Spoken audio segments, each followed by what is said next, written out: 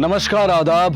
Crime petrol dial 100 में जारी है पिछले 2 हफ्तों से एक खास मुहिम, जिसमें पूरे हफ्ते हमारा फोकस भारत के एक राज्य पर रहता है। और इस हफ्ते हमारा फोकस है दिल्ली पर, जहां एक तरफ दिल्ली पुलिस को सशक्त बनाने के लिए हर मुनासिब कोशिश की जा रही है।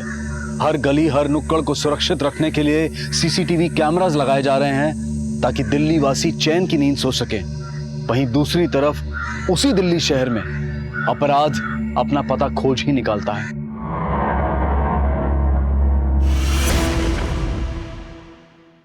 बीस जून 2016 की शाम को दिल्ली निवासी पुखराज को उसी के घर में बुरी तरह से तड़पा कर पीटा गया और फिर बर्बरता से उसका कत्ल कर दिया गया। कौन थे ये और क्यों इनके अंदर इतनी हैवानियत भरी हुई थी कि जिसका खामियाजा पुखराज को अपनी जिंदगी गंवाकर चुकाना पड़ा।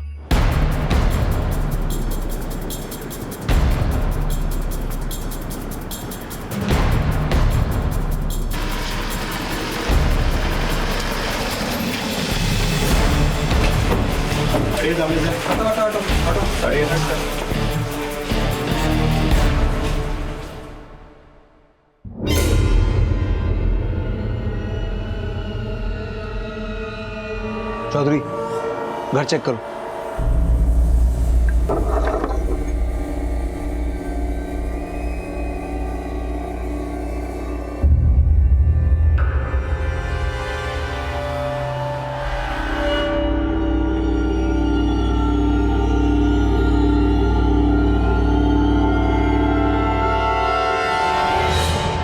सर, लगता है मर्डर लूट के इरादे से किया गया है। लेकिन डेड बॉडी को देखकर लगता है इसे टॉर्चर किया गया है। चौधरी, बॉडी को पोस्टमार्टम के लिए भिजो। सर, ये शबनम, इसी ने कॉल किया था। साहब, मैं यहाँ साफ सफाई का काम करती हूँ। सुबह आई तो दरवाज़ा खुला था और पुखराज सेठ। पुखराज के अलावा और कौन कौन है घर में? मालिक की बीवी और उनका बेटा। लेकिन मैं सुबह आई तो दोनों ही यहाँ नहीं थे। नाम क्या है उनका? मालकिन का गौधुली और बेटे का विनय। आप जिस नंबर को डायल कर रहे हैं वो इस समय स्विच्ड ऑफ है। आप जिस नंबर को डायल कर रहे हैं वो इस समय स्विच्ड ऑफ है। सर, माँ बेटे दोनों का नंबर बंद है। पुखराज का और कोई रिश्तेदार, सगा संबंधी? साहब की एक बहन है और एक भाई। बहन शादीशुदा है, फरीदाबाद में रहती है। और भाई? कामराज नाम है उनका। पीतमपुरा में केबल की दुकान है, वो वहीं रहते। पुखराज की बहन और जीजा को कॉल करो, पुलिस स्टेशन बुलाओ, और कामराज को भी। सर,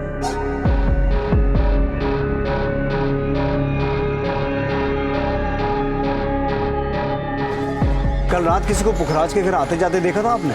नहीं सर। पुखराज की बीवी और उसका बेटा कहाँ हो सकते हैं? कल शाम तक तो सब घर पे ही थे। आपकी किसी से कोई बात हुई थी? गौधुली से बात हुई थी। वो हमारे कामवाली का नंबर मांग रही थी। उन्होंने अपनी कामवाली को निकाल दिया है ना। किसे? शबनम को? हाँ। क्यों निकाला था, कुछ बता? शबनम थोड़ी सी बदतमीज है। कल वो अपने पति को भी लेकर आई थी और पुखराज के साथ उनके कुछ तू में हो रही थी। सुनिए जी, आपने शबनम का हिसाब कर दीजिए। वो आजकल बहुत ज़्यादा ही बोलने लगी है। जरा फोन लगा उसे, अभी सीधी करता हूँ उसकी जबान में। फोन लगाने की जरूरत नहीं है, मैं आ गई। अब लाओ मेरी तनख्वाह। तनख्वाह तो बड़ी अक्कड़ से मांगती है, पर तूने जो मेरी इंपोर्टेड घड़ी तोड़ी है उसका हर्जाना भरेगा कौन? कहीं ऐसा ना हो साहब कि हर्जाना आपको भरना पड़ जाए। मुझे उंगली दिखाएगा तू? मुझे उंगली दिखाएगा? हाँ, अभी पुलिस को फोन करता हूँ। साहब, पुलिस को मत बुलाइए। हम लोग गरीब लोग हैं साहब, आपको जो देना है वो दे दीजिए। अब आएगा कल ठिकाने। चल निकल इधर से, निकल। चलिए, दिखता क्या? फुट। दोबारा यहाँ शक्ल मत दिखाना। शबनम और उसके पति को थाने में बुलाओ और बाकी मोहल्ले में पूछताछ जारी रखो। सर, तुझे पुखराज ने काम से निकाल दिया था, फिर क्यों आई थी आज? साहब, मैं तो सिर्फ अपनी तनख्वाह लेने के लिए आई थी। तनख्वाह लेने आई थी या हर्जाना चुकाने आई थी? क्यों बे, तुझमें बहुत चर्बी है। साहब, ऐसा क्यों बोल रहे हैं साहब? क्यों? तूने पुखराज को कल धमकी नहीं दी थी? वो शबनम को तनख्वाह नहीं दे रहा था साहब। तो तू उसका मर्डर कर देगा? नहीं साहब, मैंने उसका मर्डर नहीं किया है साहब। साहब हम लोग गरीब हैं इसलिए आप हम पे शक कर रहे हो ना। एक तो 2 महीने की तनख्वाह नहीं मिली है और अब आप। तूने जरूर कोई चोरी चकारी की होगी इसीलिए उसने तेरी तनख्वाह रोकी। साहब हम चोर नहीं हैं। मेरे से उसकी महंगी वाली घड़ी टूट गई थी, लेकिन मैंने जानबूझ के थोड़ी ना तोड़ी थी। इतना अमीर आदमी था, लोगों को लाखों करोड़ों बांटता था, बस मेरे 5,000 देने में उसको भारी पड़ रहा था। तो तेरी नजर उसके पैसे पे थी? नहीं साहब। तो तुझे कैसे पता कि वो लोगों को लाखों करोड़ों बांटता था? बोल। मालिक मोटे पैसों का लेन देन करते थे। काम करते करते कानों में बात पड़ी थी। अरे क्या बात कर रहा है तू? अरे 30 लाख क्या, तू 40 लाख मांगता ना तो भी दे देता मैं। हाँ चल अभी मस्का लगाना बंद कर अभी। हाँ कोई नहीं शाम को ले जा। अरे शबनम जरा चाय बनाना, फर्स्ट क्लास कड़क शक्कर कप। जी साहब। साहब मेरी तनख्वाह। अच्छा तनख्वाह देता हूँ अभी।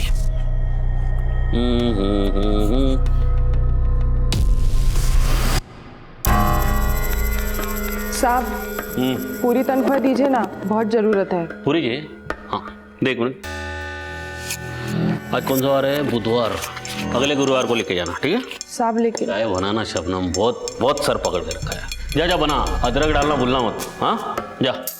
शबनम ने पूरे 10 दिन इंतजार किए साहब। इस बीच इससे पुखराज सेठ की घड़ी टूट गई, तो वो बोला कि इसको तनख्वाह नहीं मिलेगी साहब। साहब मैं क्या, दूध वाला, किराने वाला, वो सबके पैसे रोक के रखता था।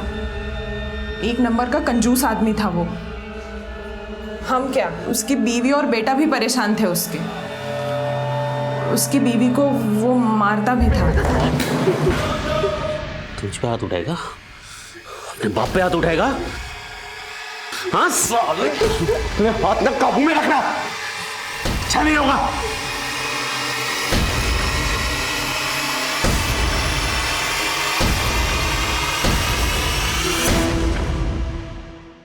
क्यों मारता था वो अपनी बीवी को? मालकिन पे शक करता था।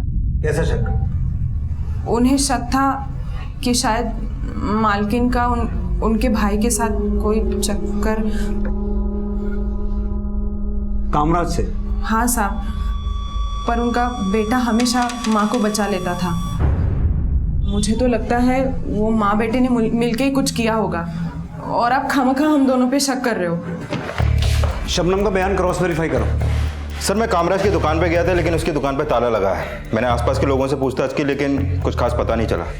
मैंने उसका फोन सर्विलेंस पे डाल दिया सर। और पुखराज का बेटा विनय? सर विनय लाला नेकचंद कॉलेज में पढ़ता है। मैंने उसके कुछ क्लासमेट से बात की, लेकिन किसी को उसके बारे में कुछ खास पता नहीं। सर पूछताछ में पता चला है कि पुखराज के पास एक कार थी जो 1 हफ्ते पहले उसके ऑफिस के बाहर से चोरी हो गई। चोरी हो गई? पुखराज का ऑफिस कहाँ है? सरस्वती विहार में।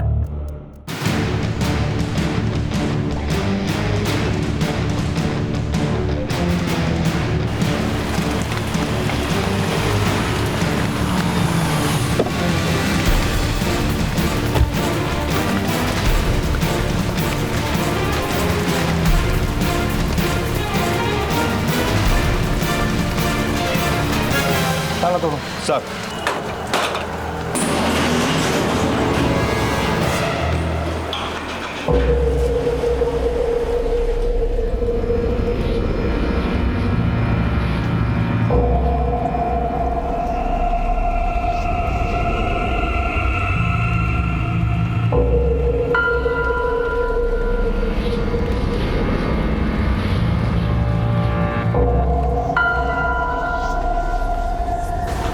घर के साथ साथ ऑफिस में भी चोरी हुई। जितनी बेरहमी से पुखराज को मारा गया, उससे ऐसा लगता है कि ये काम पुखराज के किसी दुश्मन का है। लेकिन बड़ी हैरानी की बात है कि गायब उसके अपने हैं। चौधरी, मुझे पुखराज की कॉल डिटेल्स, बैंक डिटेल्स, हर फाइनेंशियल डिटेल चाहिए। और ये पुखराज की बहन और जीजा कब आ रहे हैं? सर वो फरीदाबाद में रहते हैं, अभी पहुंचने वाले होंगे। पुखराज से आखिरी बार कब मिले थे आप लोग? कई हफ्तों से कोई मुलाकात नहीं हुई, पर फोन पर अक्सर बात होती रहती थी। आखिरी बार कब बात हुई थी आपकी? अब कल उसे मेरी कार चाहिए थी, इसलिए उसने फोन किया सी।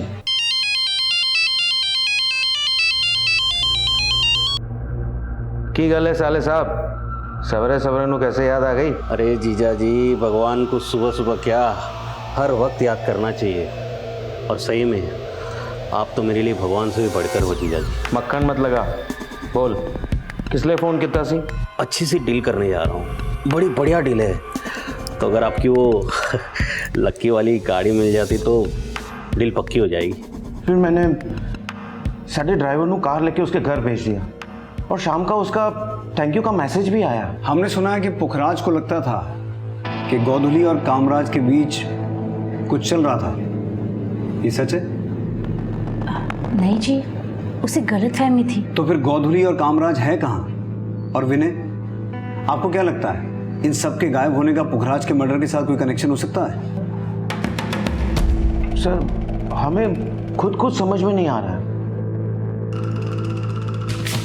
सर, मैंने पुखराज और उसके घर वालों के कॉल रिकॉर्ड चेक किया। पता चला कि कामराज और गोधुली के बीच में अक्सर कॉल होते थे, लेकिन पुखराज की हत्या वाली रात 10 बजे गोधुली के मोबाइल पे एक पीसीओ से कॉल आया था और उस कॉल के ठीक आधे घंटे बाद गोधुली वहां से पहले सरस्वती बिहार गई, जहां पुखराज का ऑफिस है। हाँ सर, और फिर 11:15 बजे वो रिठाला। सर, जब वो रिठाला में थी उस रात, चलिए देखिए, 11:15 से 12:15 के बीच में गोधुली और पुखराज के बीच में एक लंबी कॉल हुई और कामराज भी उस समय पुखराज के घर पे ही था और उस कॉल के तुरंत बाद तीनों के फोन बंद हो गए। गोधुली और पुखराज के बीच हुई 1 घंटे की कॉल का क्या चक्कर हो सकता है चौधरी? एक काम करो, गोधुली का नंबर भी सर्विलेंस पे डालो। सर, कभी ना कभी तो ऑन होगा ही। और घटना के वक्त विनय की फोन लोकेशन क्या थी? सर, उस दिन विनय की फोन की लोकेशन रात 9 से 11 के बीच में गुड़गांव में थी और रात 11 बजे के बाद उसका फोन बंद हो गया।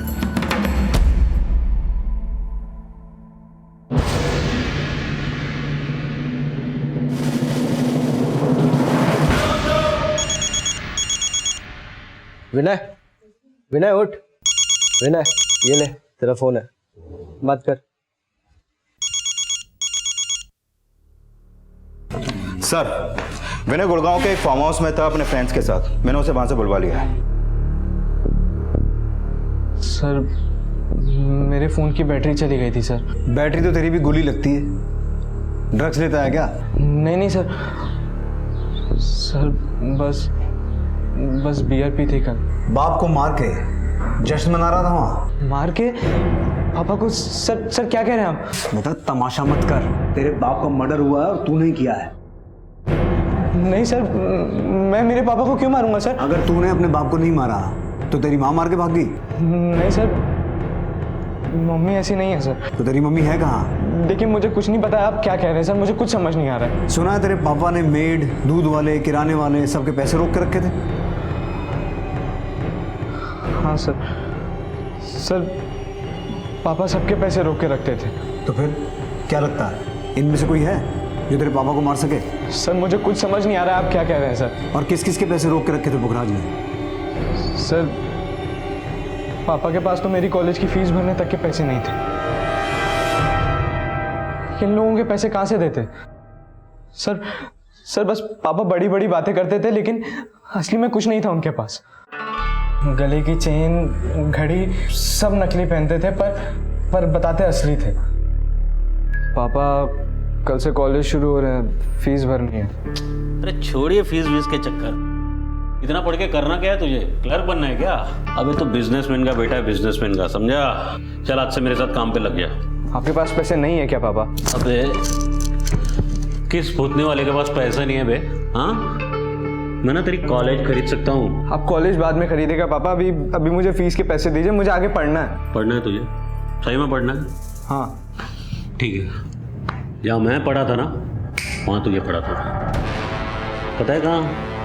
लंदन, समझा? वहाँ भेजता हूँ तुझे। 10-15 दिन दे, तुझे फॉरेन भेजने का जुगाड़ करता हूँ मैं। देख फिर कैसे पढ़ाई होती है। सर, उनसे कुछ मांगो तो बड़ी बड़ी बातें करने लगते थे, पर होता कुछ नहीं था सर। हो सकता है तेरे पापा की कोई मजबूरी रही हो, पर तूने उनका हाथ बटाने की बजाय उन्हीं पे हाथ उठा दिया। नहीं सर। झूठ मत बोल, शबनम ने सब कुछ बता दिया है। सर पापा मम्मी को मारते थे सर, इसलिए एक बार तेरी मम्मी ने जरूर कुछ किया होगा, इसलिए तेरे पापा ने मारा। मुंह उठा के बात कर। सर, पापा मम्मी पर शक करते थे। भाभी के चक्कर चलाता है। हाँ, मार डालूंगा साला तुझे।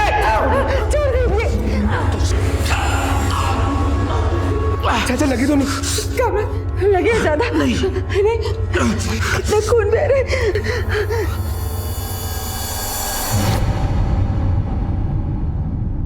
तेरे पापा ने कामराज को जान से मारने की कोशिश की? हाँ सर। सर पापा बहुत बुरे थे सर, लेकिन मम्मी और चाचा का कोई अफेयर नहीं था सर। अगर उन दोनों का कोई अफेयर नहीं था तो वो दोनों है कहाँ? सर, मैंने पुखराज के बैंक अकाउंट चेक किए, ये देखिए सर। पिछले 1 महीने से उसके अकाउंट में सिर्फ 5,000 रुपये पड़े हुए हैं। और सर, उसकी कार चोरी नहीं हुई थी, वो बैंक की EMI नहीं दे पा रहा था 6 महीने से, इसलिए बैंक वाले उसकी कार उठा के ले गए। इसका मतलब ये हुआ कि पुखराज सिर्फ दिखावा करता था कि उसके पास बहुत पैसा है, असल में उसकी हालत खस्ता ही थी।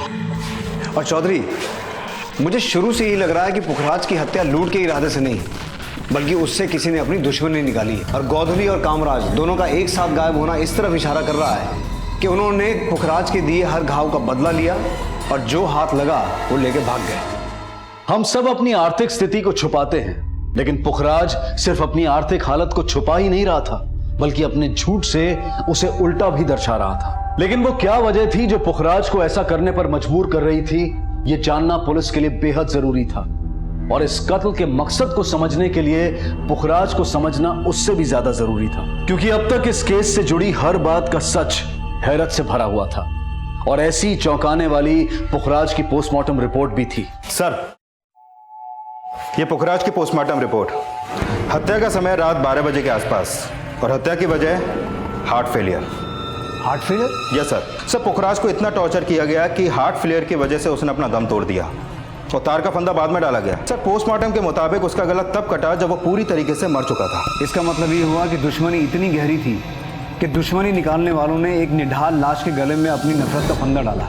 और ये नफरत की कहानी कामराज, गोधुली और पुखराज इनकी कॉल डिटेल्स बता रही है। उस 1 घंटे की कॉल के दौरान एक तरफ कामराज पुखराज को तड़पा तड़पा के मार रहा था और दूसरी तरफ गोधुली फोन पर उसकी चीखें सुन रही थी। लेकिन ये कांड कामराज और गोधुली ने अकेले नहीं किया, इसमें कोई और भी शामिल है। गोधुली को उस रात जिस पीसीओ से फोन आया था वो जरूर कामराज के आदमियों ने किया होगा। चौधरी, पता लगाओ कामराज के किस किस से क्या क्या संबंध थे। गोधुली की आखिरी फोन लोकेशन, गोधुली और कामराज की फोटो पूरे शहर में सर्कुलेट करवाओ। नफरत परोसने वाले चूहे की बिल में नहीं, जेल में होने चाहिए। सर, पुलिस अपनी थ्योरी पर काम कर रही थी और उन्हें अब कामराज और गोधुली की तलाश थी।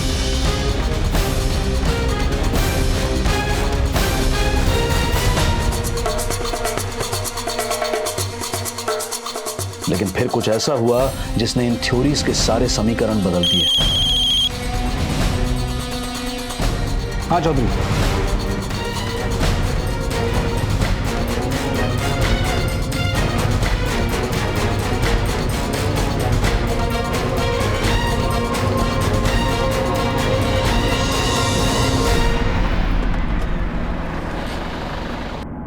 चलिए देखिए।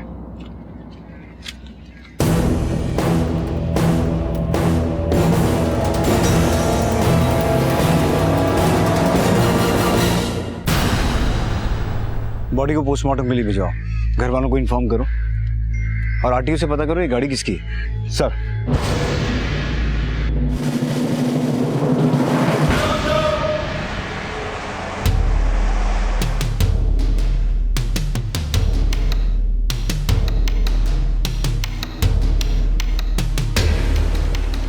अरे सर, मैंने की कितना सी? अरे जवाब तो दो सर। क्या किया है इन्होंने? लेके जा रहे हो? कहाँ ले जा रहे हो? क्या किया है सर? सर, लेकिन मैंने किया क्या है सर? अरे सर, सर मैंने की कितना सी? जिस वैन में गोधुली की लाश मिली वो तेरी कंपनी के नाम पे रजिस्टर्ड है। सच सच बोल, पुखराज और गोधुली की हत्या तूने ही करवाई है ना? नहीं सर, मेरी वैन तो चोरी हो गई सी, मैंने सवेरे ही पता चला। तो कंप्लेन क्यों नहीं करवाई? सर, मैं कंप्लेन लिखवाने ही वाला था, लेकिन पहले पुखराज की हत्या की खबर, फिर गोधुली। तो सर, ऐसे में कहाँ ध्यान रहता है? ड्रामे मत कर, सच सच बोल। सर, आप ही सोचिए, अगर मुझे गोधुली और पुखराज को मरवाना होता तो मैं मेरी वैन क्यों यूज़ करवाता? सर, मैंने कोई फंसा रहा है। फंसा रहा है? अब तू बोलेगा कि कामराज ने वो वैन चोरी की ताकि तू फंस जाए। सर आप हम पे बेकार में शक कर रहे हैं। ये सब करके आखिर हमें क्या मिलेगा? भाइयों की जायदाद और फिर विनय का पत्ता काटना तो तुम्हारे लिए बहुत आसान है। आपको कोई गलतफहमी हो रही है। नैतिक और मेरे पास किसी चीज़ की कोई कमी नहीं है, और फिर हम अपने भाई भाभी का खून क्यों करवाएंगे? वैसे भी पापा ने विल में सारी जायदाद मेरे नाम से कर दी थी। मतलब तुम हमेशा से किस्मत वाली रही हो या फिर शातिर? नहीं सर, पुखराज ने मेरे हस्बैंड से लाखों रुपए उधार लिए थे और उसकी लौटाने की हैसियत नहीं थी, इसीलिए उसी ने पापा पर दबाव डाल के विल में मेरा नाम लिखवाया था। मैंने उसे कभी कुछ नहीं कहा। और कामराज, उसका इस जायदाद पे कोई हक नहीं था? कामराज इसी बात से तो चिढ़ता था मुझसे और पुखराज से। उसे लगता था कि मैंने उस पर दबाव डाला है, मैंने कहा है पुखराज को कि विल में मेरा नाम लिखवाओ। तो तुम ये कहना चाहती हो कि कामराज ने तुमसे और पुखराज से बदला लिया, पहले मर्डर करवाया और फिर तुम्हारे पति की वैन यूज करके उसे फंसवा दिया? मुझे लगता है ये पुखराज के पुराने कांड है और उसका खामियाजा हम सब भुगत रहे हैं। पुराने कांड मतलब? पुखराज पहले से बहुत बड़बोला था, हमेशा बड़ी बड़ी बातें करता था। मैंने उसे कितनी बारी समझाया कि पुखराज इतनी बड़ी बड़ी बातें मत किया कर, कोई जबान काट के ले जाएगा। अरे दीदी, जुबान छुरी से भी पैनी होती है, बस चलाने की कला आनी चाहिए। अच्छा, सामने वाला कट जाता है यूं। तो आज तू हमें काटने आया है? क्या बात कर रही है दीदी, क्षमा कीजिए। मक्खन मत लगा, बोल कितने चाहिए? जी वो जीजा जी 10 लाख। 10 लाख? बड़े मौके की जमीन में देखिए मैंने जीजा जी, बहुत बढ़िया जमीन है, कसम से बोलता हूँ। वो बयाना पकड़ाना पार्टी को तो वरना चली जाएगी ना। पर बयाना तो दे देगा, और पूरी पेमेंट का क्या करेगा? उतने पैसे हैं तेरे पास? जब बयाना दूंगा तो लूंगा भी तो। 50 लाख की जमीन 55 लाख में बेच दूंगा, यूं यूं यूं यूं। मैंने और मेरे हस्बैंड ने जो भी अपने भाई के लिए किया उसे अपना समझ के किया। कोई भी बहन या जीजा इतना कभी नहीं करेंगे। मैं आपसे रिक्वेस्ट करती हूँ, नैतिक को छोड़ दीजिए। नैतिक की गाड़ी में से गोधुली की लाश मिली है सुनीता जी, और जब तक इन्वेस्टिगेशन खत्म नहीं होता वो जेल में ही रहेगा। सर, मैंने नैतिक के ड्राइवर्स को भी रिमांड पे लिया। ना तो नैतिक कुछ बोल रहा है और ना ही उसके ड्राइवर्स। कामराज का कुछ पता चला? नहीं सर। क्या लगता है चौधरी, नैतिक की वैन वाकई में चोरी हुई होगी? सर, हो सकता है कि कामराज ने ही वो वैन चोरी करवा के या मर्डर करवाया, क्योंकि ये तो साफ है कि पुखराज की हत्या वाली रात कामराज के फोन की लोकेशन पुखराज के घर की थी। अगर ये सारे कांड कामराज के किए हुए हैं तो उसका मकसद पुखराज और सुनीता से बदला लेने के अलावा और कुछ नहीं हो सकता, क्योंकि पुखराज के पास पैसे तो थे नहीं और जायदाद पहले से ही सुनीता के नाम पे थी। सर, पता चला है कि पुखराज लॉटरी भी खेलता था और उसकी 10 करोड़ की लॉटरी लगी थी। कहाँ से पता चला? पुखराज के घर के पास एक सैलून वाले ने बताया। इसी पैसे से पुखराज उसके साथ स्पा खोलने वाला था। अरे अब्दुल भाई, अपने पास ना पैसों की कमी है ना बिजनेस के आइडियाज की। हाँ, पर अब सारे रन में अकेले तो नहीं कर सकता ना, आपका साथ चाहिए। अगर आप साथ देंगे अब्दुल भाई तो उस लॉटरी से मिलने वाले 10 करोड़ से हम पूरे दिल्ली भर में स्पा खोल सकते हैं। मुझे लगता नहीं कि इस बात में कोई सच्चाई होगी। पुखराज ने जरूर सैलून वाले के पैसे देने होंगे, इसलिए बड़ी बड़ी छोड़ रहा होगा। सर, ये बात सच है कि पुखराज लॉटरी खेलता था। मैंने सैलून वाले के अलावा और कई लोगों से ये बात कंफर्म की है। सभी का कहना है कि पुखराज की लॉटरी लगी थी। सर, अगर ये लॉटरी वाली बात वाकई में सच है तो हो सकता है कि कामराज ने ही इन लॉटरी के पैसों के लिए पुखराज का मर्डर किया हो।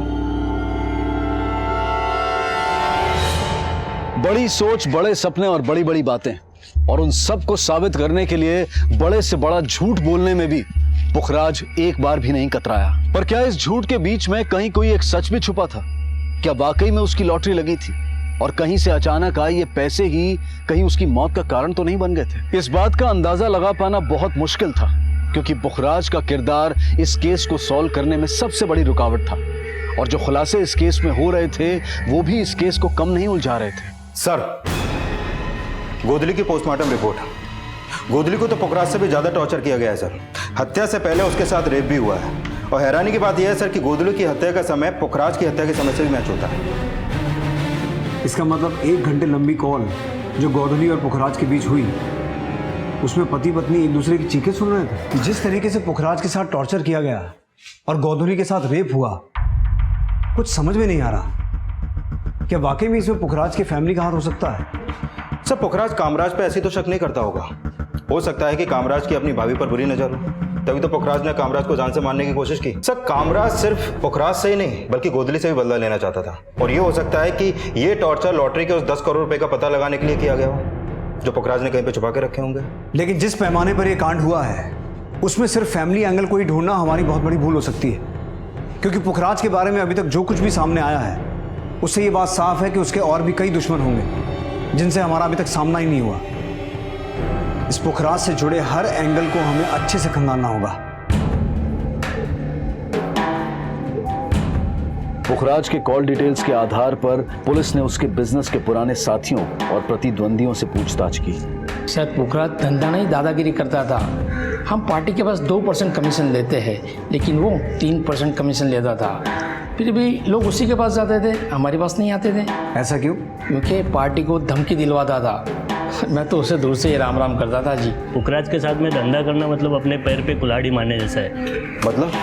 सर मैं फ्रीलांस एजेंट का काम करता था, पुखराज के लिए पार्टी लाके देता था, लेकिन मुझे ऐसे लगा कि जब तक इस तालाब में वामन सेठ, पुखराज धूमल और राजवीर जैसी बड़ी मछलियाँ हैं वहाँ मेरे जैसे एजेंट की दाल नहीं गलने वाली, इसलिए 2 महीने पहले ही मैंने ये फील्ड चेंज कर दिया। तो आजकल क्या कर रहे हो? एक जगह पे इंटरव्यू दिया है, शायद जॉब लग जाए। हमने सुना है ये पुखराज दूसरे डीलर्स के क्लाइंट्स काटता था, उन्हें धमकियाँ दिलवाता था। हाँ, पुखराज हमेशा कहता था जब तक शेर घुर रहा है ना कुत्ते डरते नहीं साले। तो देख उस वामन की कैसे हवा टाइट करता हूँ मैं। हाँ सुन बे, तू जरा उस वामन को पिन चुका। हाँ फिर उस राघव के जरिए मैं उसे हड्डी दिखाता हूँ। हड्डी की लालच में लाल टपकाता हुआ खुद ब खुद फंस जाएगा जाल में। चल रखता हूँ। यार पुखराज भाई मेरे को क्यों फंसा रहे हो? वो वामन सेठ बड़ा डेंजर आदमी है। यार तू कुत्ते से डरता है बे? हाँ अबे तेरे सर पे शेर का हाथ है, समझ ले। मुझे लगा कि कहीं इस पुखराज के चक्कर में मैं किसी चक्कर में ना फंस जाऊं, इसलिए वहां से निकलना ही बेहतर समझा। ये पुखराज धमकियाँ दिलवाता किससे था? मैंने कभी उसे देखा नहीं। तुम्हें क्या लगता है ऐसा कौन हो सकता है जो उसका मर्डर करवा सके? पुखराज से तो सारे चिढ़ते थे, लेकिन वो कौन हो सकता है ये मैं नहीं कह सकता। ठीक है तुम जा सकते हो। पुखराज के कॉल रिकॉर्ड्स और धमकियां मिलने वाले क्लाइंट्स और डीलर्स के कॉल रिकॉर्ड्स क्रॉस वेरीफाई करो और पता लगाने की कोशिश करो वो था कौन जो पुखराज के कहने पे धमकियां देता था। ये वामन सेठ कौन है? जय माता दी प्रॉपर्टीज का मालिक। सब पता चला है कि हत्या वाले दिन पुखराज अपने जीजा की कार लेकर जिस डील के लिए गया था उस डील में वामन सेठ का भी लेना देना था। चलो इस वामन सेठ से मिलते हैं।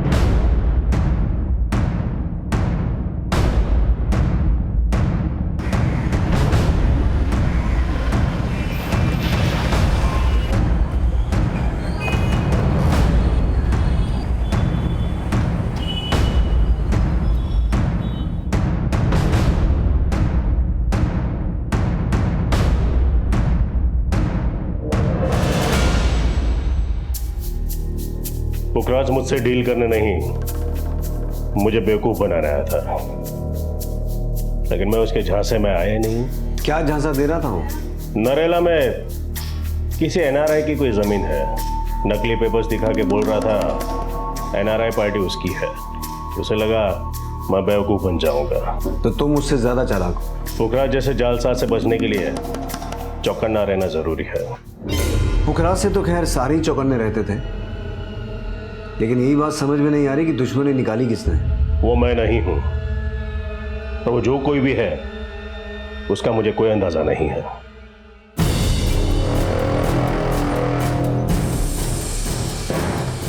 इस केस में कई ऐसे छलावे थे जो पुलिस इन्वेस्टिगेशन की दिशा बार बार बदल रहे थे। पुलिस एक तरफ ये जानने की कोशिश कर रही थी कि वो शख्स कौन था जो पुखराज के कहने पर दूसरे डीलर्स को धमकियां दे रहा था, और दूसरी तरफ कामराज की तलाश भी जारी थी।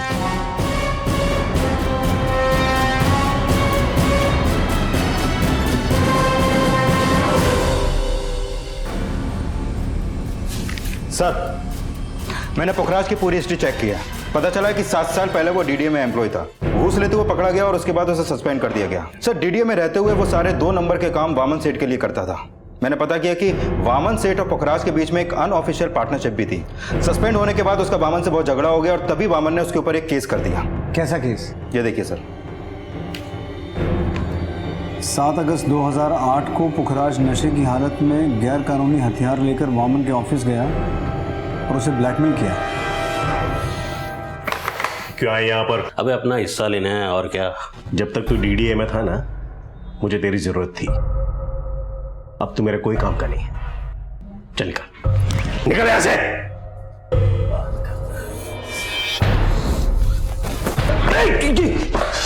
तू ऐसा नहीं मानेगा। अभी मैं पुलिस को बुलाता हूं। ये क्या क्या तूने? पागल हो गया तू? ये क्या क्या तूने?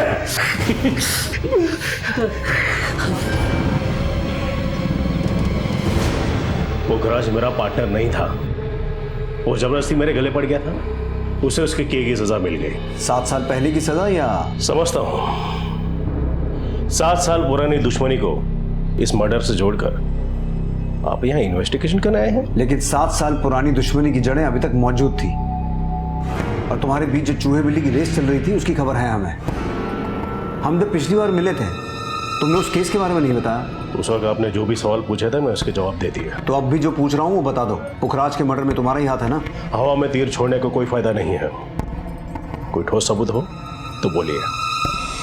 सर ये वामन तो बड़े तेवर दिखा रहा है। हो सकता है पुखराज को मारने के लिए इसने कामराज को मोहरा बनाया हो सकता है हत्या वाली रात कामराज के साथ इसी के चट्टे बट्टे हों। और मुझे ऐसा लगता है चौधरी, जैसा कि विजय, राजवीर और राघव ने बताया, पुखराज जिस आदमी से धमकी दिलवाता था वो आदमी भी इसमें शामिल हो सकता है। लेकिन सर उसका कोई स्ट्रॉन्ग लीड नहीं मिल पा रहा, क्योंकि ये धमकियां अलग अलग नंबर से दी जाती थी।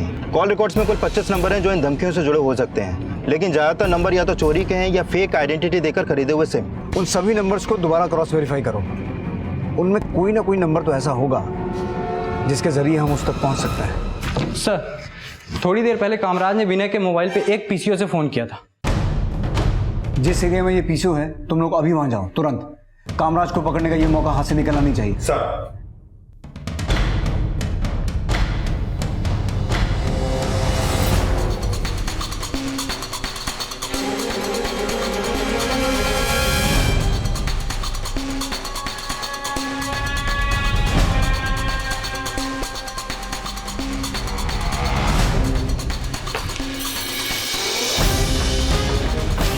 इस आदमी को देखा है? सर ये रूम नंबर 1 में।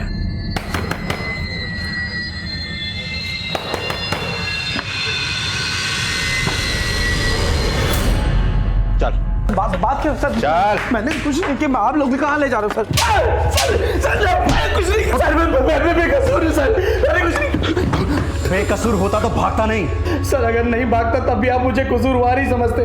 आपको लगता कि पुखराज ने मुझे मारने की कोशिश की है इसलिए मैंने उसे मार दिया। तूने सिर्फ पुखराज को नहीं अपनी भाभी गोधुली को भी मरवाया। मैंने किसी को नहीं मरवाया सर। तेरी बहन तो ये सोच रही है कि तू उन्हें फंसा के भाग गया। तू उन दोनों से नफरत करता था क्योंकि तुझे जायदाद में हिस्सा नहीं मिला। सर मैं मानता हूँ कि पुखराज ने हमेशा मेरे साथ गलत किया सर, लेकिन मैंने उसको नहीं मरवाया सर। नहीं मारा सर। तेरा पुखराज की बीवी के साथ क्या चक्कर था?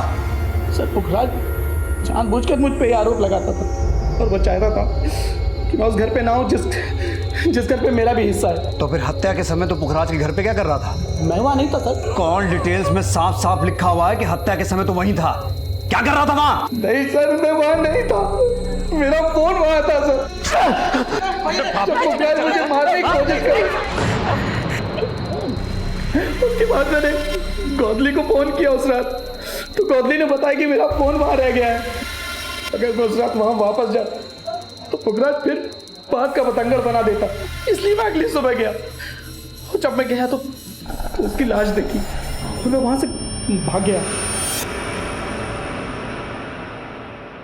सर जिन नंबर से पुखराज के नाम से धमकियां दी जाती थी उनमें से एक नंबर किसी गोविंद के नाम पर रजिस्टर्ड है। जब मैंने इससे पहले पूछताछ की तो बोला कि मेरा मोबाइल खो गया है, और अभी जब इसका बैकग्राउंड चेक किया तो पता चला कि ये 2-3 बार जेल जा चुका है। ये देखिए सर उसका फोटो।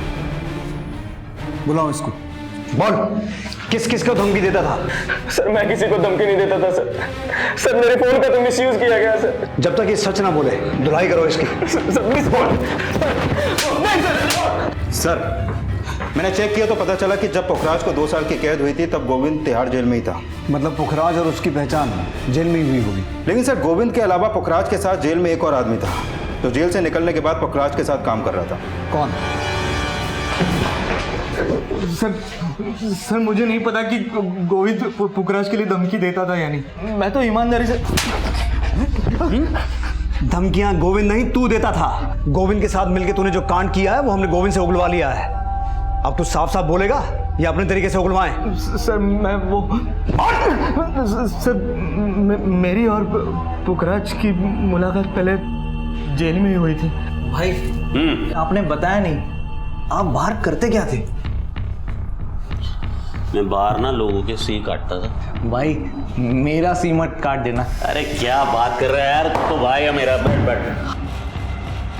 करोड़ों की जायदाद है मेरे पास। अब 25-30 लाख तो ऐसे ही पड़े रहते हैं। भाई तो क्यों ऊपर आजा बैठ। कुबेर बाबा का आशीर्वाद है। जेल से निकल कर मिलना मुझे, तेरा भी बेड़ा पार कर दूंगा। पिछले साल मैं जेल से रिहा हुआ तो पुखराज से मिला और अपने लिए काम मांगा।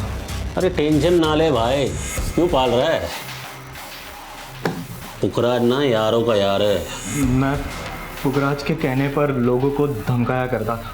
अक्सर सिम बदल बदल कर मैं लोगों को धमकाता था। उसके साथ काम करते मैंने अपने ज़िंदगी के 8 महीने बर्बाद कर दिए, पर एक दहला भी नहीं कमाया था। इसलिए 2 महीने पहले मैंने उसका साथ छोड़ दिया। फिर कुछ दिन पहले हमारी फिर से मुलाकात हुई। ठीक है। हाँ जी। तो क्या हाल है महाराज? रन छोड़ू? मैं रन छोड़ू? अरे आप डबल रन छोड़ू। कितना छोड़ते थे? ये करवाऊंगा वो करवाऊंगा, क्या खाक किया है? ये प्रॉपर्टी का बिजनेस ना थोड़ा पेशेंस का होता है, वरना आम का गुद्दा कोई और गुटलियां कुत्ते खा जाते हैं। याद है जो वामन साहब की पार्टी सेट की थी तूने? याद है कितने कमाए उससे मैंने? 25 लाख। कितना? 25 लाख। 25 लाख की बात सुनकर मेरे कान खड़े हो गए। मुझे लगा कि पुखराज से पैसा वसूल करने का इससे अच्छा मौका नहीं मिलेगा। इसलिए फिर मैंने अपने पुराने ग्रुप के लोगों के साथ मिलकर एक प्लान बनाया। मुझे पता था कि पुखराज के सर पर उसका जीजा का बहुत सारा कर्जा है और पुखराज उसे एक पैसा भी नहीं लौटा रहा था। इसलिए फिर मैंने उससे फंसाने के लिए उसकी वैन चुराई और पुखराज के घर पहुंचा।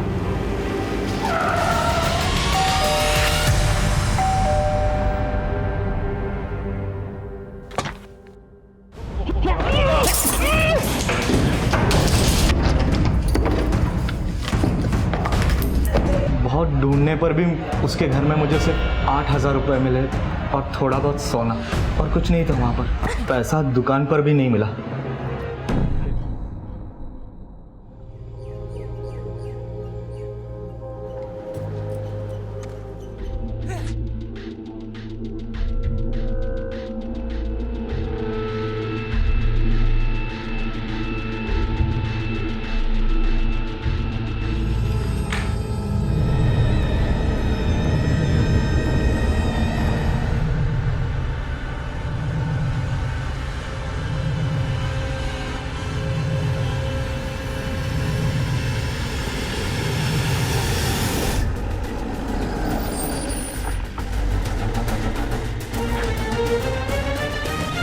हम प्लम्बर हैं साहब। शर्मा जी ने कहा था कि रसोई का नल बह रहा है, शाम को घर आकर देख जाना।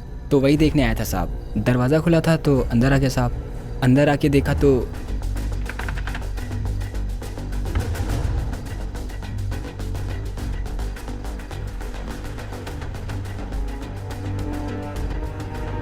कुंडी भी सही सलामत है, ताला भी नहीं टूटा। इसका मतलब कातिल जो भी था जबरदस्ती घर में नहीं घुसा। सर सारे खिड़की जंगले चेक कर लिए हैं, सारे ग्रिल मजबूती से लगे हुए हैं, कोई भी अंदर बाहर आ जा नहीं सकता।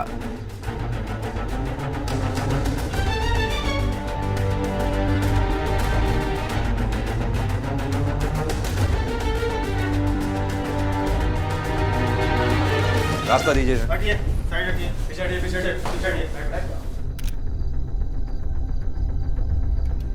जिसकी डेड बॉडी अंदर है इसे कभी देखा है आपने आते हुए जाते? सर ये यहाँ रहते तो नहीं, कभी आते जाते देखा हो तो ध्यान नहीं। शर्मा जी के एक लड़के और लड़का है, और लड़के की शादी जो है वो गाजियाबाद में हुई है, और बेटा जो है वो नोएडा में सर्विस करता है, और हमने उनको खबर तो कर दी है सर, और कुछ ही घंटे में वो आते होंगे सर। एक मकान जिसमें 2 बुजुर्ग अकेले रहते थे, वहाँ एक 20-21 साल की लड़की की लाश का मिलना, और वो भी बगैर कपड़ों। बात कुछ समझ में नहीं आई। ये लड़की कौन है, कहाँ से आई है, इस हालात में यहाँ क्या कर रही हो? सर सब जगह देखा, घर में हस्बैंड वाइफ के कपड़े हैं।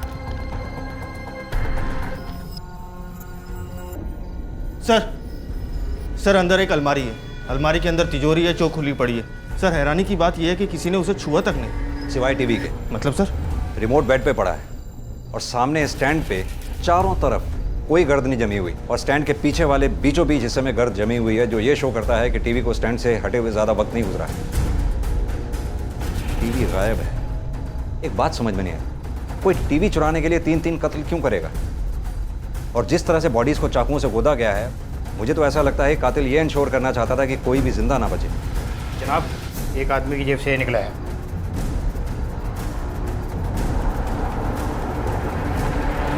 और नो,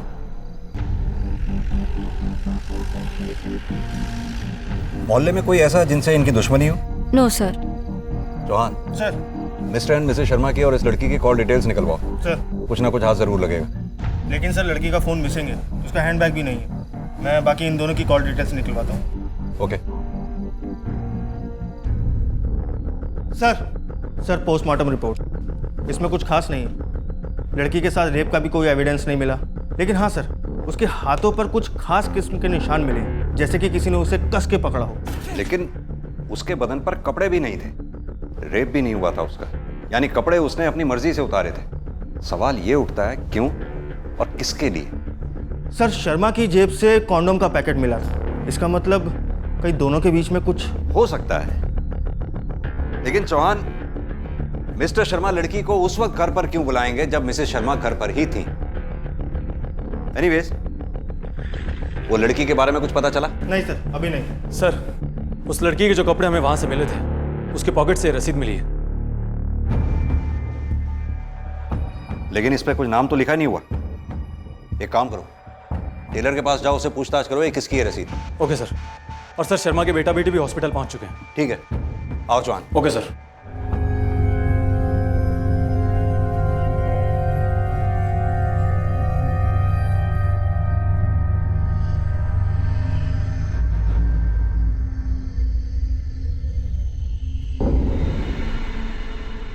आइए आप दोनों, आपको कुछ और भी दिखाना है। आइए।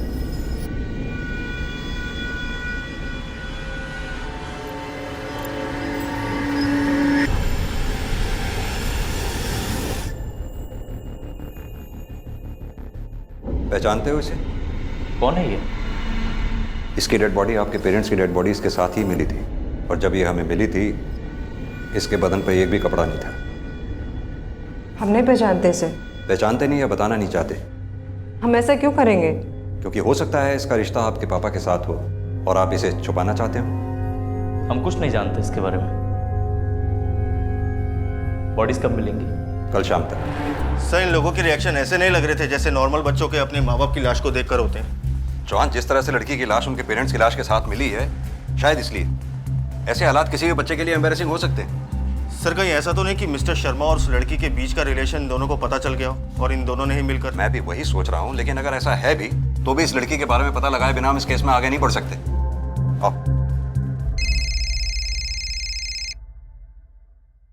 हाँ बोलो। सर हम मिस्टर शर्मा और मिसेस शर्मा के कॉल रिकॉर्ड्स को वेरीफाई कर रहे हैं। हाँ। लेकिन मिस्टर शर्मा के बैंक डिटेल में कुछ गड़बड़ लगती है। पिछले कुछ महीने से लगातार मिस्टर शर्मा अपने अकाउंट से 5 से 6 लाख का कैश निकाल रहा है। इतने पैसों की उसे क्या जरूरत पड़ती थी निकालने के लिए? पता लगाओ, देखते हैं क्या निकलता है। Okay sir.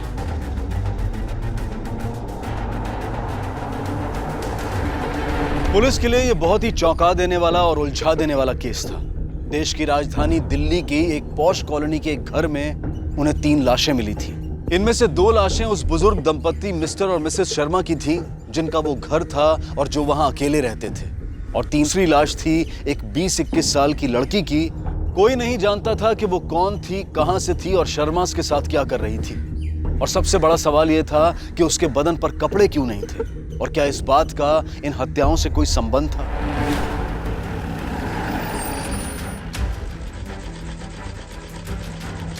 सुनिए, इस रसीद को पहचानते हो?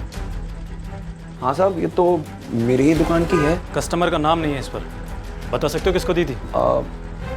सर देखना पड़ेगा।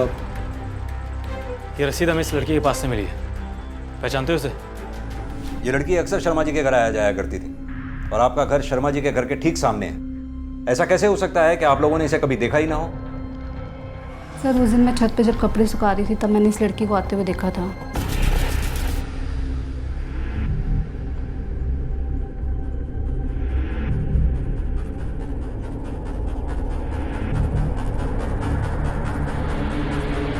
कैसे आई थी ये लड़की? सर, स्कूटी से। नंबर नोट किया आपने स्कूटी का? नहीं सर, नंबर तो नोट नहीं किया। स्कूटी कौन से रंग की थी ये तो देखा होगा ना? सर, वाइट कलर की थी। कितने बजे होंगे उस वक्त? सर, ठीक से तो टाइम का नहीं पता, 12:30 का टाइम था शायद। ठीक, थैंक यू।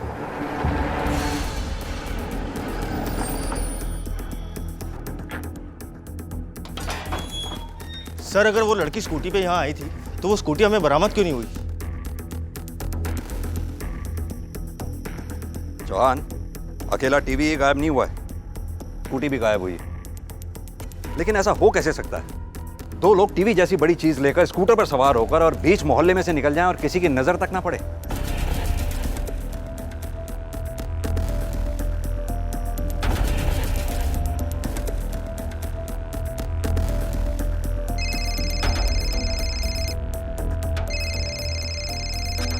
हाँ चावला, बोलो। सर, उस लड़की का नाम छाया है, टेलर उसे पहचानता है, उसकी रेगुलर कस्टमर थी, लेकिन उसके पास ना तो उसका कोई फ़ोन नंबर है और ना ही कोई एड्रेस।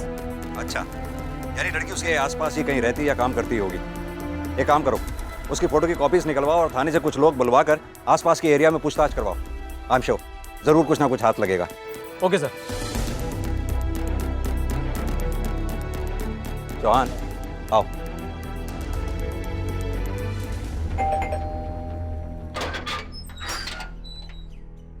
जी सर, दादी को अल्जाइमर है। कभी कभी उनको ऐसी चीजें दिखाई देती और सुनाई देती है जो अक्सर होती भी नहीं। खुसर फुसर की कर रहे हैं, तेनों की लगता है मैं बह रही हूं, उन्हें सुनाई नहीं देता। दादी की गल है, किसी कुछ दसना चाहते हो?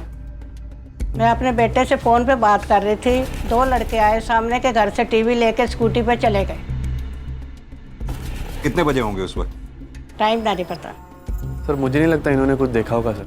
मैंने आपको इनके बारे में बताया था कि नहीं, ये सच कह रही, वो दो लोग ही थे। आप इनका फोन चेक करो।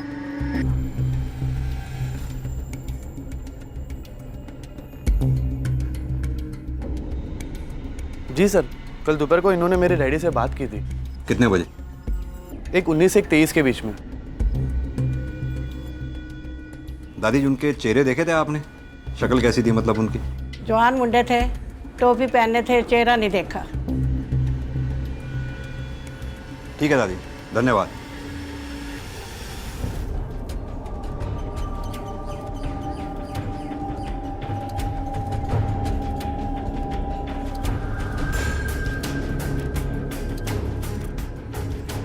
देखा तो है इस लड़की को आते जाते, पर पता नहीं कौन है।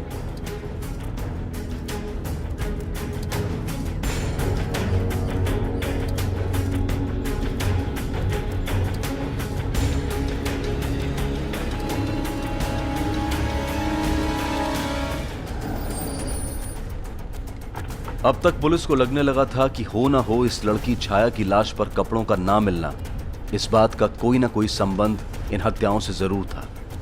लेकिन तमाम कोशिशों के बाद भी इस लड़की की पहचान उनके लिए एक पहेली बनी हुई थी जो सुलझने का नाम नहीं ले रही थी।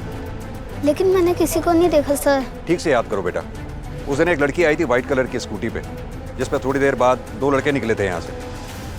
सर, वो व्हाइट स्कूटी देखी थी मैंने, शर्मा अंकल जी के घर में खड़ी थी। मेरी बॉल वहाँ पे चली गई थी तो मैं ही लेने गया था। ओए, क्या जब देखो क्रिकेट खेलते रहते हो? मैदान समझ रखा है? Sorry uncle. सॉरी का बच्चा, चल बाहर चलो। चलो चलो चलो। दोबारा नहीं जानी चाहिए। बेटा ठीक से याद करके बताओ, उस दिन मिस्टर शर्मा घर से बाहर ही गए थे, अंदर नहीं? उन्हें जाते हुए देखा था और आते हुए भी। 5 या 10 मिनट में वापस आ गए थे। किस तरफ गए थे वो? इस तरफ। चाचा, इसे पहचानते हैं आप? चौहान, लड़की के आने के बाद शर्मा अपने घर से निकले और इस गली से होके गए। 10 मिनट में वापस भी लौट आए, यानी 5 मिनट में जाना और 5 मिनट में आना। कहाँ गए होंगे वो? आओ जरा।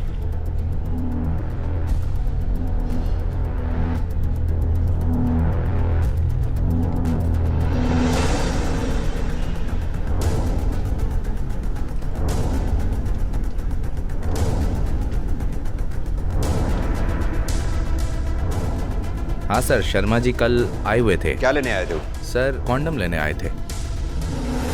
कितने बजे आए होंगे? सर दोपहर में 1 बजे के करीब। इतना अच्छे से कैसे याद है आपको? सर मैं उसी समय खाना खाता हूँ, इसलिए मुझे याद है। ठीक है।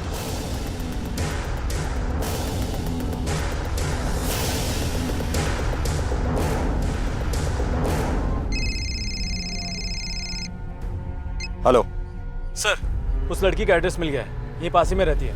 मैं वहीं जा रहा हूँ और मैंने एड्रेस आपको मैसेज कर दिया है। वेरी गुड, पहुँचता हूँ मैं। Okay sir.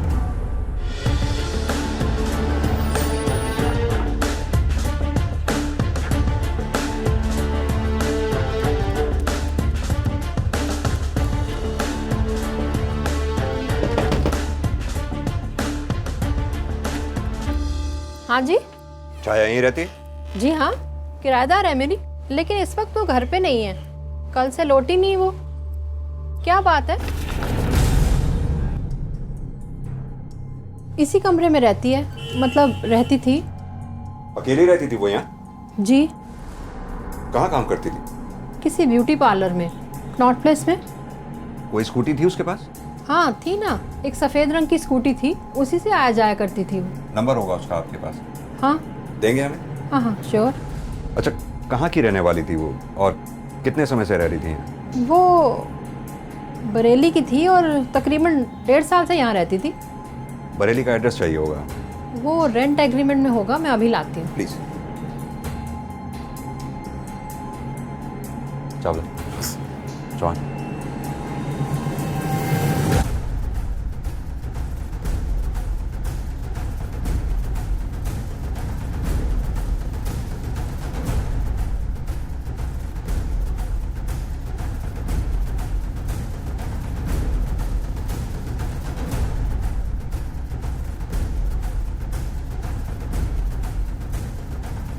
सर, इसकी माली हालत तो काफी अच्छी लगती है। सर ये रहा उसका बरेली का एड्रेस। उसका पति रहता है वहाँ, आदित्य नाम है उसका। मैम, छाया का मोबाइल नंबर और जिस ब्यूटी पार्लर में वो काम करती थी वहाँ का भी एड्रेस चाहिए होगा। मैं अभी लाती हूँ। Thank you. चावला। हाँ सर। बरेली पुलिस को कांटेक्ट करो और छाया का वहाँ का एड्रेस उनको भेजो। Okay sir. और इस आदित्य को दिल्ली बुलवाओ। Okay sir.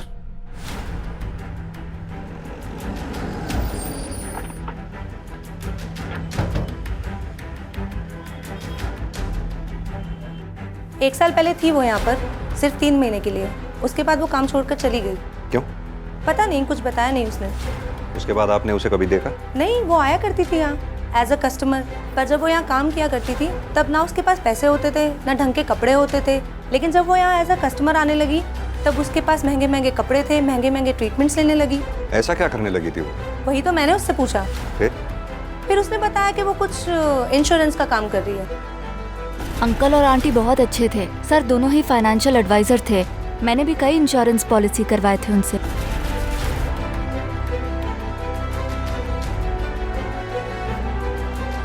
ठीक है, थैंक यू।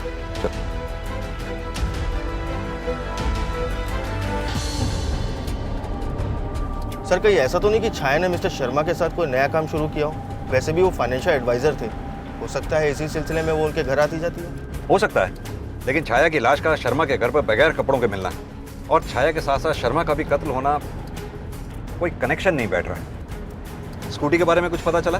नहीं सर, अभी तक तो नहीं। लेकिन हमने सभी थानों में अलर्ट कर दिया है और कई मैकेनिक्स और एजेंट्स को बोल दिया है जो पुरानी गाड़ियों में डील करते हैं। जल्दी को सुराग मिल जाएगा सर।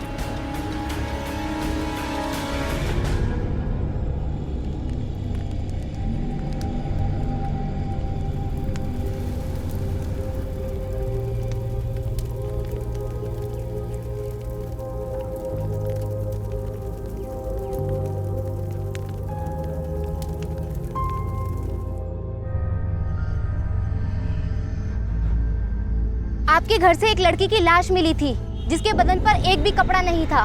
कौन थी वो? कहीं उसका अफेयर आपके फादर के साथ तो नहीं चल रहा? कहीं इसी के चलते तो ये कत्ल नहीं हुए? क्या बकवास कर रहे हैं आप लोग? हमारे पेरेंट्स का मर्डर हुआ है, उनका अंतिम संस्कार करके आ रहे हैं। मुझे कुछ नहीं कहना। हटिए आप लोग। सुनिए सर। सर, छाया के फ्लैट से उसके बैंक की डिटेल मिली है। सर ये छाया के पिछले 6 महीने के कॉल रिकॉर्ड्स और ये मिस्टर शर्मा की कॉल रिकॉर्ड। सर हमें इसमें एक नंबर मिला है जो पहले तो हमें डाउटफुल नहीं लगा, लेकिन बाद में जब चेक किया गया तो पता चला ये नंबर छाया का है।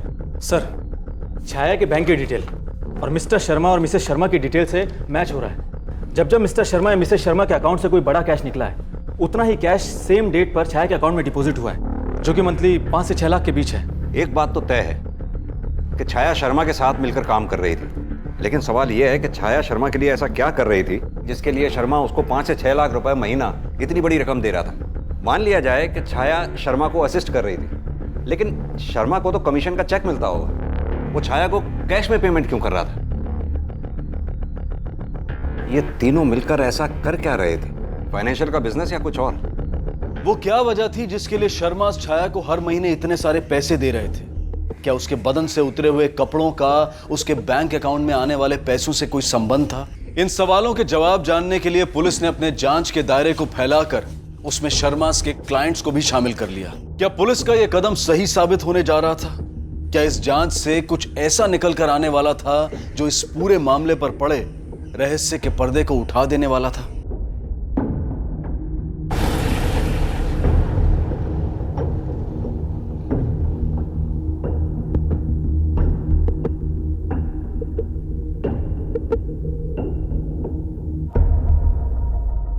जब हमें छाया की लाश मिली, उसके बदन पर एक भी कपड़ा नहीं था। हालांकि उसके साथ कोई जबरदस्ती नहीं की गई थी। ये इन लोगों के घर पर थी। जानते हैं आप इन्हें? आपकी छाया से शादी कब हुई थी? 2 साल पहले, जब मैं IAS की तैयारी कर रहा था। घर वाले पैसे भेजते थे, लेकिन उससे हमारा गुजारा नहीं हो पाता था। तब छाया यहाँ चली आई। वो एक पार्लर में काम करती थी। वो मुझे पैसे भेजा करती थी ताकि मैं अपनी पढ़ाई पूरी कर सकूं। देखो आदित्य, जिस ब्यूटी पार्लर में छाया काम करती थी, वहाँ उसने सिर्फ 3 महीने काम किया। वहाँ से काम छोड़कर वो इन दोनों के साथ काम करने लगी थी। इनफैक्ट इनके फाइनेंस बिजनेस में वो इनको असिस्ट करने लगी थी। सर फाइनेंस का काम? नहीं सर, ऐसा नहीं हो सकता। क्यों? सर वो तो पढ़ी लिखी ही नहीं थी। क्या? जी सर। आदित्य सही कह रहा था, छाया पढ़ना लिखना नहीं जानती थी। फिर वो शर्मा के बिजनेस में ऐसा क्या कर रही थी जिसके लिए शर्मा उसे 3 लाख रुपए जैसी बड़ी रकम हर महीने देता था? कुछ तो ऐसा है इस फाइनेंस के बिजनेस में जो हमसे छूट रहा है। एक काम करो, सारे क्लाइंट्स की डिटेल्स फिर से निकालो, देखो ये छाया कहाँ फिट बैठती है। सर मिस्टर और मिसेस शर्मा कभी बड़े एजेंट नहीं रहे, बस ठीक ठाक कमा लेते थे। लेकिन 2014 की शुरुआत में उनका बिजनेस बिल्कुल ठप पड़ गया सर। मुश्किल से 1 या 2 पॉलिसीज की उन्होंने। लेकिन सर 2015 की शुरुआत के बाद उनके बिजनेस ने बहुत स्पीड पकड़ी। उन्होंने इतनी पॉलिसीज की जितनी उन्होंने कभी नहीं की। 2015 में उनकी शुरुआत हुई। छाया उनके कॉन्टैक्ट में कब आई? सर उसके कॉल रिकॉर्ड के हिसाब से फरवरी 2015 में छाया उनके कॉन्टैक्ट में आई थी। सर ये मिस्टर शर्मा के क्लाइंट्स की लिस्ट जिन्होंने उनसे पॉलिसीज करवाई थी।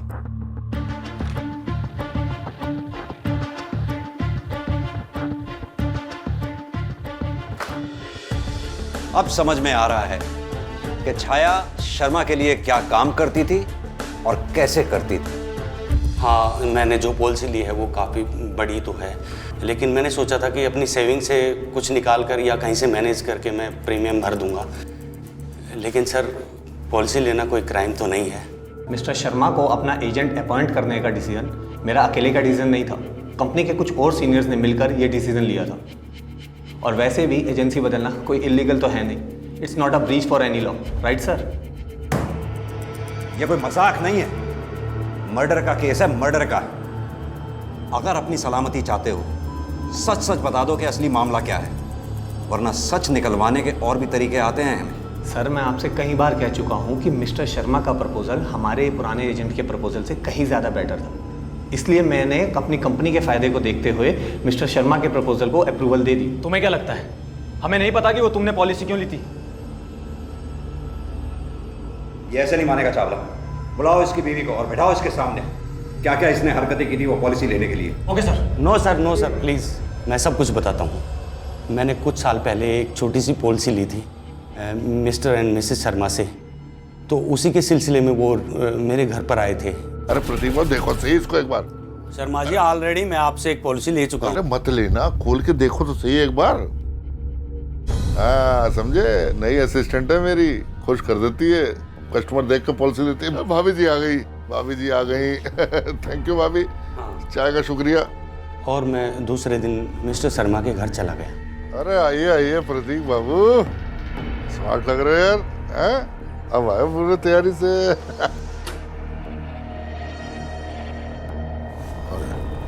चलिए, अरे चलो।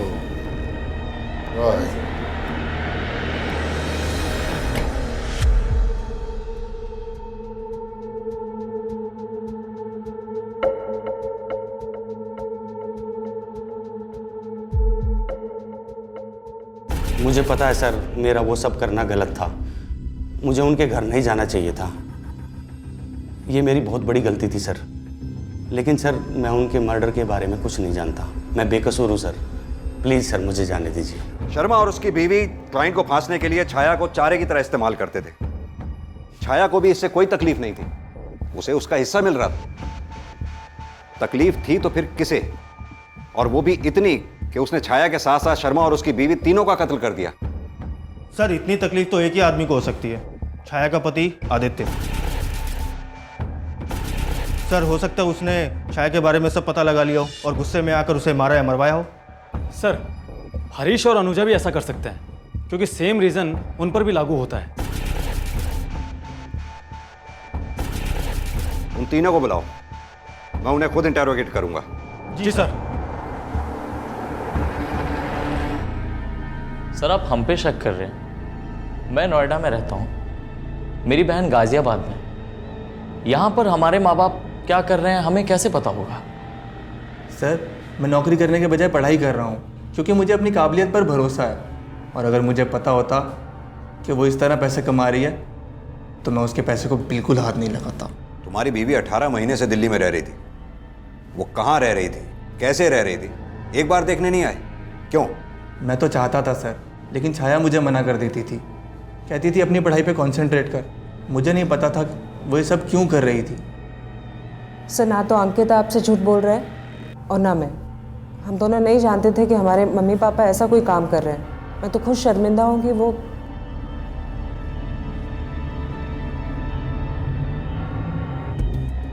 छाया 18 महीने पहले दिल्ली में आई और आते ही उसे ब्यूटी पार्लर में काम मिल गया, जहां उसने अगले 3 महीने तक काम किया। फिर वो मिली शर्मा से फरवरी में। शर्मा से मिलने और काम छोड़ने के बीच में 5 महीने का गैप है।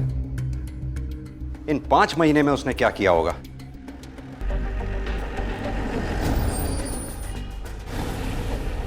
लेकिन उसने तो मुझे कभी नहीं बताया कि जॉब छोड़ दिया है। किराया भी टाइम पर देती थी मुझे और रोज़ की तरह स्कूटी लेकर जाया भी करती थी। अब अगर जॉब पर नहीं जाती थी, कहाँ जाती थी मुझे नहीं मालूम।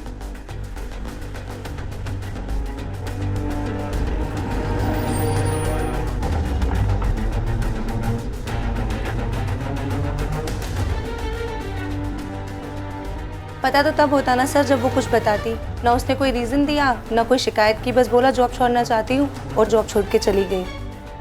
उसके बाद उसने क्या किया मुझे कोई आइडिया नहीं।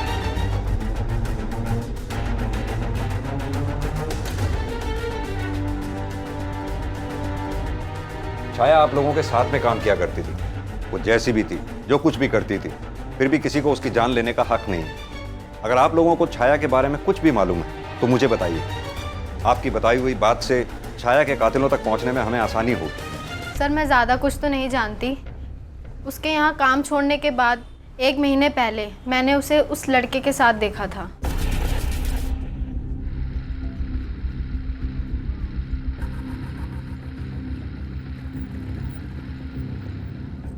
किस लड़के के साथ? सर मैंने उसका चेहरा तो नहीं देखा, लेकिन हाँ उसकी मकान मालकिन ज़रूर जानती होगी क्योंकि वो उनके घर आता जाता था।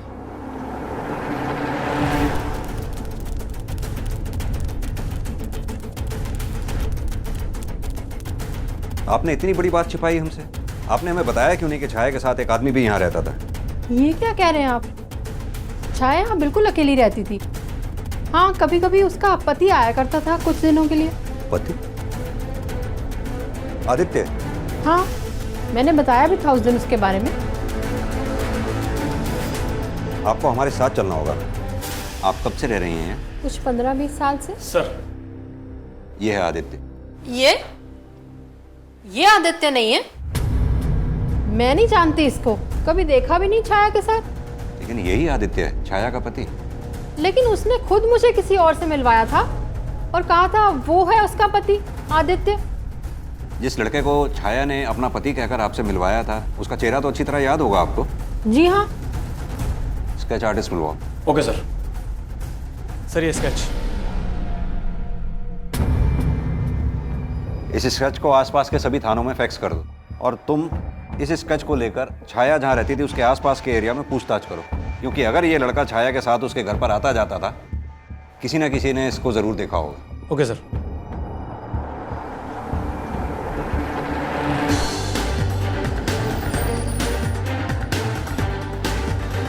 भाई साहब, इस लड़के को तो कहीं देखा है? इस लड़के को देखा है, अक्सर इस मार्केट में पाया जाता है। कहाँ पे? ये टायर वाले की दुकान है ना? हाँ, आपको यहाँ मिलेगा। पक्का यकीन है? पक्का मिलेगा आपको इस टायर वाले की दुकान। Okay, thank you.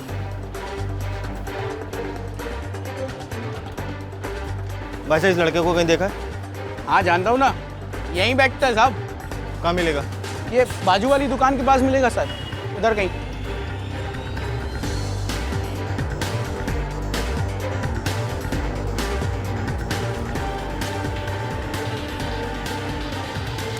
कौन है बे? भाई साहब सुनिए तो।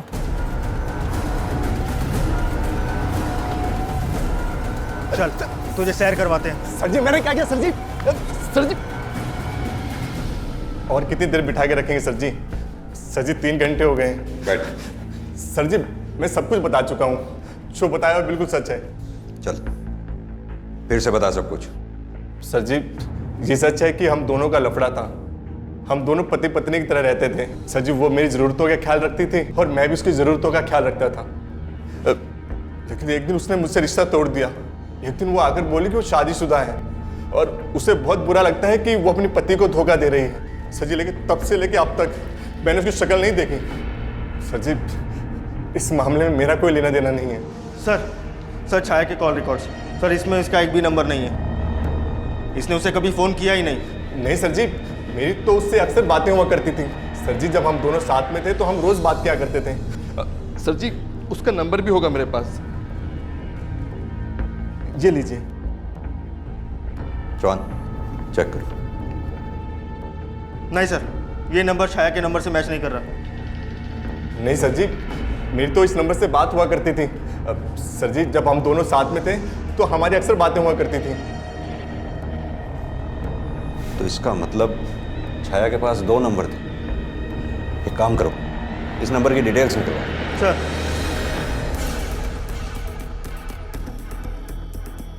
सर रघु का रिकॉर्ड साफ नहीं है। जीबी रोड पर लड़कियों की दलाली किया करता था। इसी मामले में एक बार जेल भी जाके आ चुका है। यानी वो जितना मासूम बनने की कोशिश कर रहा है उतना मासूम वो है नहीं। सर हमने छाया के दूसरे फ़ोन के कॉल रिकॉर्ड निकाले हैं। सर रघु ने छाया के मर्डर से पहले उसे कई बार कॉल किया था। लेकिन वो तो ये कह रहा था कि छाया से अलग होने के बाद उसने आज तक कभी छाया से बात ही नहीं की। झूठ बोल रहा है सर। छाया के मर्डर से पहले और उसके बाद वो एक नंबर पर फ़ोन किया करता था जो किसी माधव नाम का है, और वो भी कोई पाक साफ नहीं है सर। हिस्ट्री शीटर है। कार चोरी के केस में कई बार अंदर जा चुका है। मैंने अपने खबरियों को बोल दिया सर, लेकिन वो अंडरग्राउंड है। फोन ट्रेस करो, उठा लाओ उसे। ठीक है सर।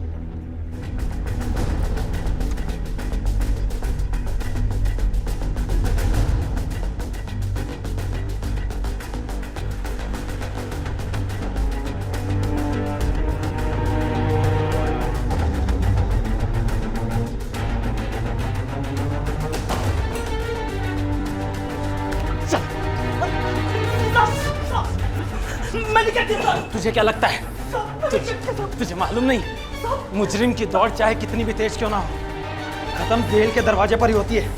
मैंने कुछ नहीं किया साहब। झूठ बोलता बता, तेरे साथ वो तेरा दूसरा दोस्त कौन था? हाँ साहब मेरा एक दोस्त था साहब।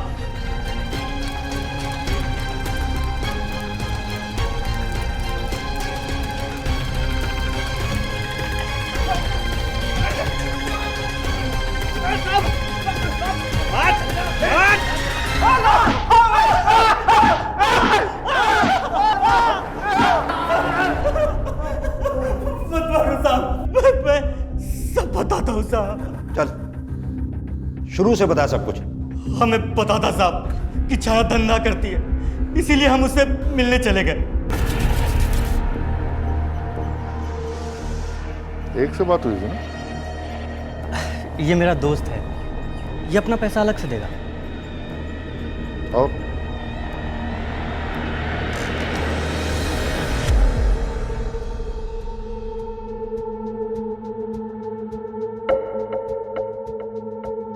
कौन आ रहा है पहले?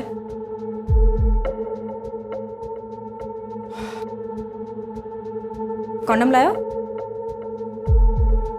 लेकर आया। कैसे होगा? अरे यार भूल गया, अरेंज कर देना। मैं कहाँ से अरेंज करूँ? दुकान खोल के बैठी हूँ। सुनना, अरेंज कर दे, पैसे ले लियो अलग से। रुको देखती हूँ।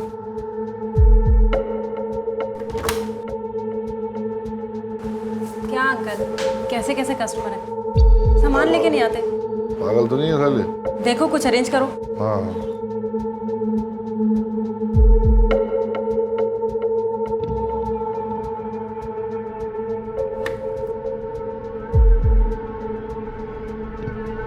तुम लोग भी ना ऐसी जगह पे आके बिना कॉन्डम। आ जाओ, टेंशन मत लो, अभी आ जाएगा। साहब हम खाली उस लड़की को मारने के लिए गए थे। झूठ।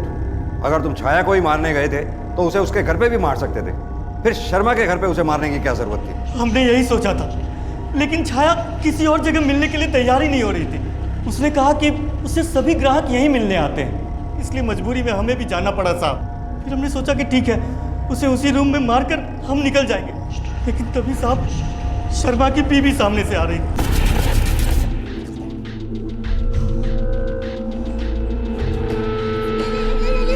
और हमें उसे भी मारना पड़ा साहब। और शर्मा, उसे क्यों मारा तुमने?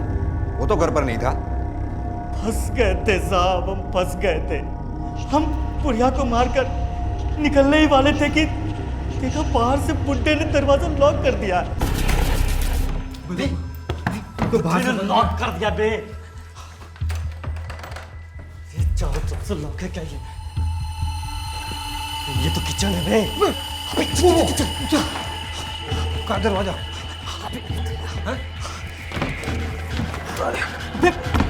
ये भी लॉक, ये भी सब लॉक कर रखा है यार। चल चल चल चल इधर।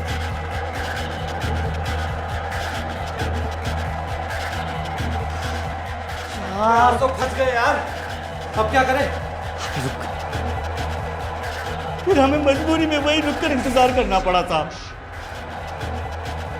दरवाजा खोलकर अंदर आया तो हमने उसे भी मार दिया।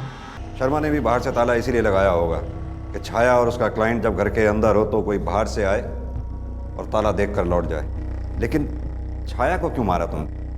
उससे क्या दुश्मनी थी तुम्हारी? साहब हमारी उससे कोई दुश्मनी नहीं थी साहब, पर मैं सट्टे में बहुत पैसे हार गया था साहब, और सटोरिया मेरे जान के पीछे पड़ा था साहब। मेरे दोस्त ने कहा कि अगर उस लड़की को खत्म कर दोगे तो मैं तुम्हारा सारा कर्जा उतार दूंगा। बस इसीलिए मैंने उस लड़की को मार दिया साहब। कौन था वो दोस्त? क्या नाम था उसका? साहब रघु।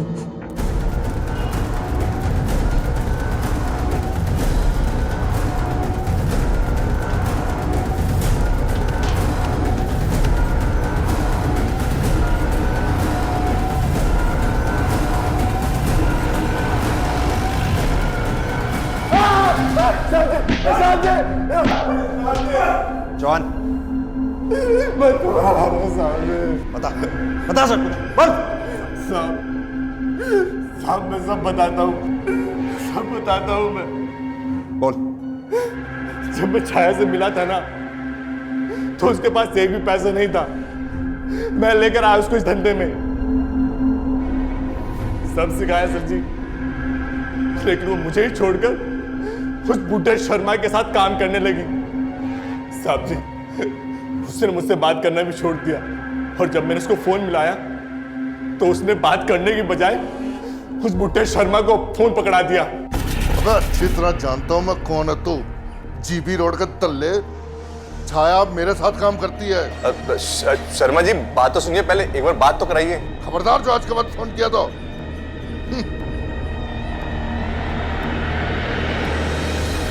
सर जी मैं लेकर आया उसको इस धंधे में, लेकिन मुझे ही धोखा देकर वो उस बुढ़े शर्मा के साथ काम करने लगी।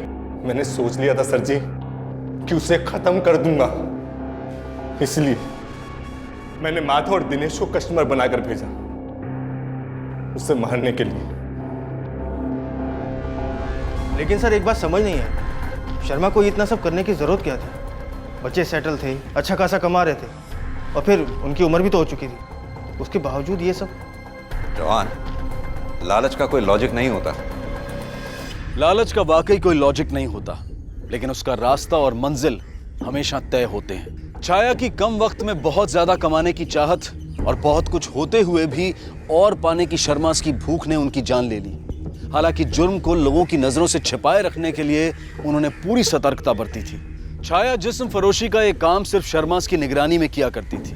मिस्टर शर्मा जब भी छाया को किसी ग्राहक के साथ छोड़कर घर से बाहर जाते तो वो बाहर से दरवाजे को लॉक करके जाते थे, लेकिन उनकी यही चालाकी आखिरकार उनकी मौत की वजह बनी। अगर मिस्टर शर्मा उस दिन दरवाजा बाहर से लॉक करके नहीं गए होते तो शायद आज वो जिंदा होते, और अगर इन सभी ने लालच का शिकार होकर गलत रास्ते पर पांव नहीं रखा होता तो आज ये सभी जिंदा होते। अब मैं अनूप सोनी आपसे विदा लेता हूं, फिर मुलाकात होगी अगले एपिसोड में एक और चौंका देने वाले केस के साथ। तब तक अपना और अपने परिवार का ख्याल रखें और देखते रहें क्राइम पेट्रोल डायल 100। सबक एक को सीख हम सबको। जय हिंद। क्राइम पेट्रोल के और भी दिलचस्प कहानी देखने के लिए हमारे चैनल को सब्सक्राइब करें और बेल आइकॉन दबाना न भूलें।